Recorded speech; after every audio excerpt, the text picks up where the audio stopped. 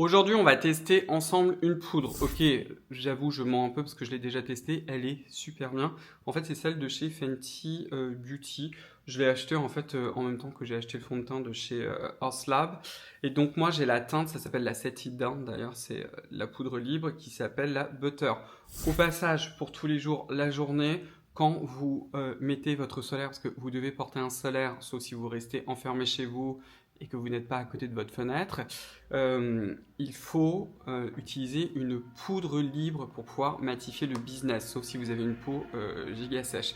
La raison pour laquelle en fait j'ai acheté celle-ci, c'est parce que c'est sans parfum, c'est de la silice associée avec un triglycéride qui s'appelle caprylique triglycéride, et souvent, surtout à mon âge quand on a dépassé 40 ans, avoir une poudre avec un peu de gras, c'est souvent mieux et ça marque pas trop.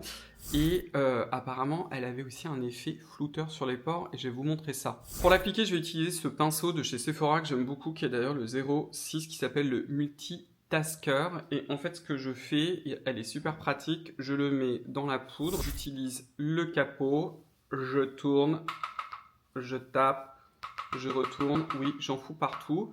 Et je fais en sorte que ce soit bien uniforme. Et c'est là où j'ai commencé à matifier essentiellement la zone T. Et vous allez voir, le truc est absolument magique.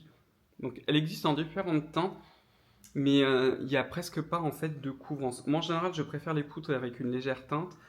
Parce que comme vous le savez, j'ai tendance à être blanc transparent. Et en fait, il y a des jours avec mon solaire, je veux juste matifier le solaire et c'est tout. Je ne veux pas vraiment avoir d'effet de maquillage. Et le fait d'avoir un tout petit peu de pigment, ça retire en fait le côté blanchissant. Regardez, pas de pores, mes pores. C'est tout à fait normal, hein, c'est naturel. Il y a vraiment en fait un effet blurring qui est très très joli, mais en même temps c'est ultra transparent.